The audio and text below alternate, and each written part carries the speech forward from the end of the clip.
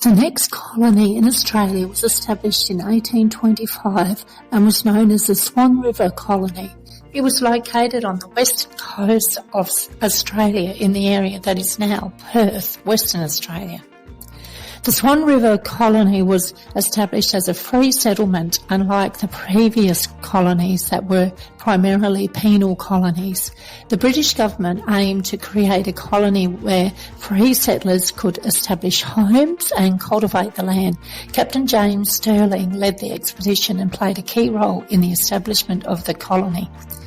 The Swan River Colony faced significant challenges, including a lack of suitable agricultural land and difficulties in establishing a sustainable economy. However, over time, the colony developed with the arrival of more settlers, the exploration of surrounding regions, and the development of industries such as farming, fishing, and timber. In 1832, the Swan River Colony was officially renamed Western Australia. It became a separate colony from New South Wales in 1829 and later became a state within the Commonwealth of Australia in 1901. Today, Perth, the capital of Western Australia, stands as a thriving urban centre where the state itself is known for its diverse landscapes, including stunning coastlines, vast deserts and rich mining resources. The Swan River colonies played a significant role in the early history and development of Western Australia as a district colony within Australia. The first church established in Western Australia was the Church of St. John the Baptist, commonly known as the St. John Church. It is located in the city of Fremantle, which is situated near Perth, the capital city of Western Australia. St. John's Church was officially founded in 1833, just a few years after the establishment of the Swan River Colony in 1829. The foundation stone for the church was laid in 1836 and the building was consecrated in 1843. It was designed in a Gothic Revival architectural style by colonial architect Richard Roach Jewell. St. John's Church holds historical significance as the first permanent church building constructed in Western Australia. It played a central role in providing a place of worship and spiritual support to the early settlers and convicts in the region. Today, St. John's Church continues to serve as an active Anglican parish and remains an important historical and cultural landmark in Fremantle. It stands as a testament to the early religious heritage of Western Australia and represents the enduring presence of the Anglican Church in the region. Now let's look at the origins and establishment of the Baptist Church in Australia. The first Baptist church established in Australia was the Pitt Street Baptist Church, now known as the Pitt Street Uniting Church. It is located in Sydney, New South Wales. The church was founded in 1833 by a group of English Baptists who migrated to Australia. They were led by Reverend John Saunders, who became the first minister of the church. The early congregation initially met in a rented house on Pitt Street in Sydney. In 1834, the foundation stone for the first church building was laid, and the church was officially opened for worship in 1835. The church building was designed in a simple Georgian architectural style.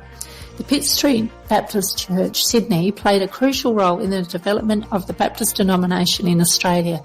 It served as a centre for worship, community engagement and missionary activities. Over time, the church grew and expanded its outreach, contributing to the growth of the Baptist churches in other parts of Australia. In 1977, the Pitt Street Church merged with the Methodist and Congregational churches to form the Uniting Church in Australia. Today, the Pitt Street Uniting Church continues to be an active congregation, maintaining its historical significance and commitment to the Christian worship and service in Sydney, Australia. The origins and development of the Baptist Church can be traced back to the 17th century during the Protestant Reformation. The Baptist movement emerged as a result of a dissent and a desire for religious reform within the Church of England. One of the key figures to the early Baptist movement was John Smith, an English separatist who broke away from the Church of England in the early 1600s. Smith and his followers practiced believers' baptism, rejecting infant baptism, and became known as General Baptists. Another significant figure in Baptist history was Thomas Hales, who also advocated for religious freedom and believers' baptism. Hales' group became known as a particular Baptist, encompassing the doctrine of a limited atonement.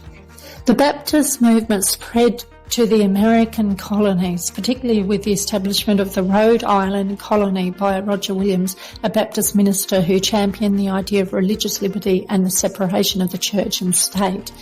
Throughout the 18th and 19th century, the Baptist Church continued to grow and in its diversity. Different Baptist groups emerged, including regular Baptists, separate Baptists, African American Baptists. The Second Great Awakening in the early 19th century further fueled Baptist growth with powerful revival movements and missionary endeavours. In the United States, the Southern Baptist Convention was formed in 1845, solidifying its position as one of the largest and most influential Baptist denominations in the world. The Baptist Church's key principles include the belief in the authority of the Bible, the importance of individual faith, and the autonomy of the local church. Baptists place a strong emphasis on personal conversion, voluntary baptism, and separation of church and state. Today, the Baptist Church remains a significant Christian denomination with diverse theological views and organisational structures. It is known for its commitment to religious freedom, evangelism and community outreach, making it a significant impact on Christianity's global landscape. Around this time in 1836, Governor Richard Burke spearheaded the Church Act of 1836 and received state funding for 4 churches of New South Wales for small government towns. The idea was to maintain morality and value a Christian society. In the early 20th century, when the Federation of the States occurred, there was a vision for a Christian nation. Australia was to be the base for Christianity in the Southern Hemisphere. This was a drive towards Australian nationalism.